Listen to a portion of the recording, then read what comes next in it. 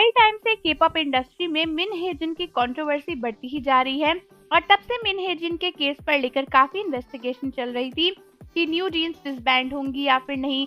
आखिर मिन हेजिन ने बीटीएस के साथ क्या किया, साथ ही साथ एक शमन जिसको उन्होंने यूज किया था काला जादू करने के लिए बीटीएस के ऊपर, उसका क्या हुआ। तो फाइनली काफी सारे वर्डिक्ट्स हमारे सामने आ गए और हमें पता चला है कि फाइनली एंड में क्या समरी निकली है और अब क्या आगे होने वाला है।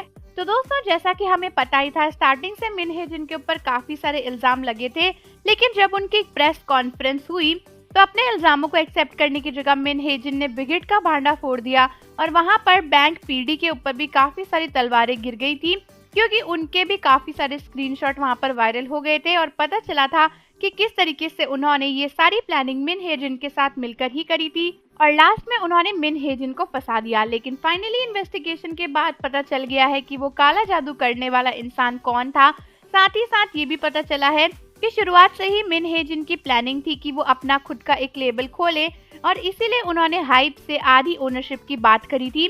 धीरे धीरे उन्होंने सब कुछ छीन लिया और धीरे धीरे न्यू जीन्स जैसे ग्रुप्स को भी अपने अंडर कर लिया। यही नहीं बल्कि ये भी पता चला है कि उस काला जादू करने वाले इंसान से उन्होंने हर एक स्टेप पर एडवाइस ली थी और यहीं पर बीटीएस का नेम भी सामने आया है। जब मिन हेजिन ने उनसे पूछा कि वो बीटीएस को पीछे कैसे कर सकती हैं या फिर बीटीएस को कैसे हरा सकती हैं, तो उस शमन ने उन्हें एडवाइस करा कि बीटीएस को हराने की जगह हमें उन्हें खत्म करना चाहिए, यानी बीटीएस का करियर खत्म करना चाहिए। यही नहीं बल्कि पता चला है कि मिन हेजिन ये मानती थी कि उस शमन की बॉडी के थ्रू वो अपनी मरी हुई बहन की आत्मा से बात कर रही हैं, इसीलिए वो उनकी हर बात मान लेती थी। लेकिन दोस्तों, जो भी हो, इन सब में ये बात तो क्लियर है कि मिन हेजिन ने स्टार्टिंग से ही बीटीएस के करियर को खत्म करने की प्लानिंग करी और उन्होंने और भी काफी सारे प्लान्स कर रखे थे। वो तो रिसेंटली उनका भांडा फूट गया, नहीं तो आगे पता नहीं क्या होता। साथ ही साथ ये भी पता चला है कि हाइप भी कई सारी चीजों में इन्वॉल्व था, लेकिन धीरे धीरे हाइप ने अपने आप को इससे बाहर निकाल लिया और अभी फिलहाल मिन हेजिन के ऊपर ही ये पूरी बात आ चुकी है।